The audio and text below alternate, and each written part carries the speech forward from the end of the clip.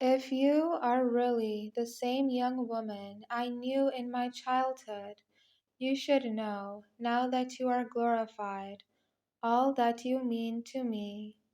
I know, she quietly replied, but while I was still alive, I knew nothing about the young boy who fell in love while I sang the Piccareta.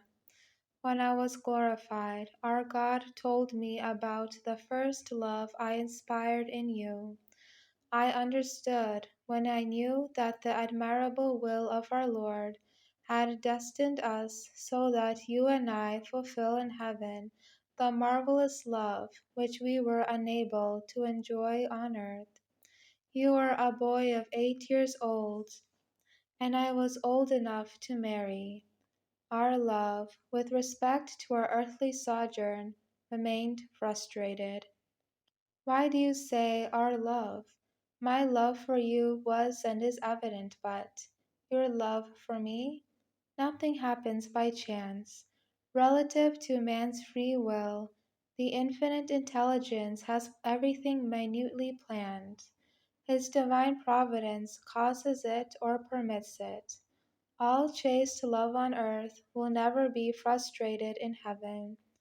All virtuous love is necessarily reciprocated, and if it is unfulfilled in this world, will be culminated in an indescribable manner in heaven, because from all eternity you were loved and generated by the Most High. You are referring to the failed loves of this earth, I slowly proposed. Yes, every licit love. The Lord has placed in those lovers the bonds of attraction and complementary reciprocation, so that they seek and find one another, if not in this life, then surely in the next. This is why they love one another, desire one another, enjoy one another, and possess one another in an ineffable, fruitful, and celestial manner. As we shall see later, of course, we are not talking here about marital pleasures, since there is no marriage in heaven. For the blessed are not satisfied with pleasures so brief and insignificant. This extraordinary heavenly human love is the complete and most joyful fulfillment of the love of charity, which I will describe to you afterwards. It is clear that because of sin, she added, the bonds of complementary love intended by the Creator are often not completed or noticed because they have been weakened and obscured. They have nearly lost their brilliance of attraction because of hereditary defects, weaknesses due to disease, inadequate customs, poverty, lack of culture, etc., all of which is the consequence of sin. These are the loves which are impossible on the earth, but as in our case, they will be completely fulfilled in heaven. Later I will explain why the Most High permits them.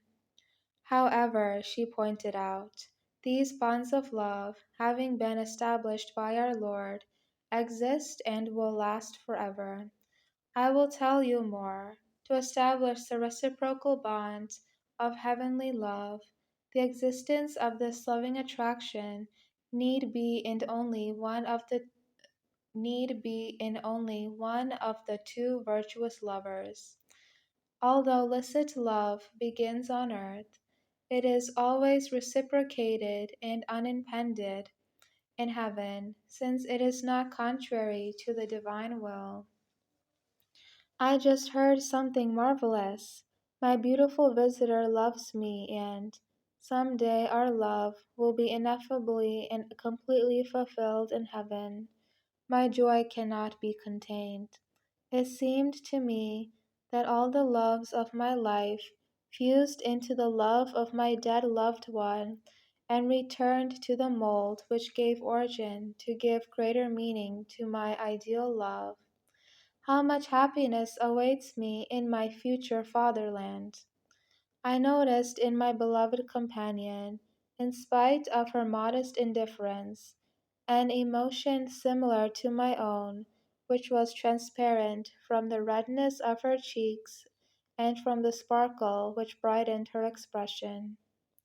She touched me again lightly, perhaps to prevent me from being overwhelmed by joy.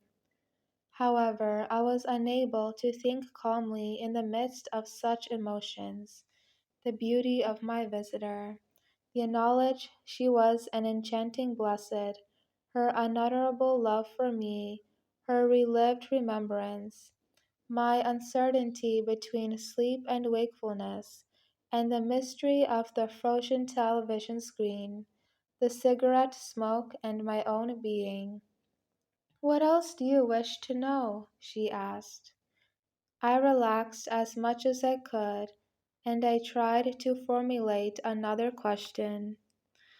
Of all the questions I had thought of, I could not remember any. What inopportune confusion! I could only ask her, "What do the blessed do in heaven?" We love our God, we enjoy His love and His power. We love all the beings of the universe, and enjoy with them to the limit of the degree of glory obtained on earth. Later I will try to show you the delightful physical, spiritual compenetration that exists among the glorified. This compenetration immensely surpasses any earthly pleasure in intensity, duration, quality, and manner. "You should know," she explained, "that the eternal blessedness has two aspects: the direct joy with the Creator and the enjoyment of created goods. The direct vision and possession of God through love is called essential glory, because it is the best. The pleasures and joys which are given to us through the created universe correspond to accidental glory. In this interview we will speak only of accidental glory, which is the lesser. We shall leave the essential glory for another occasion."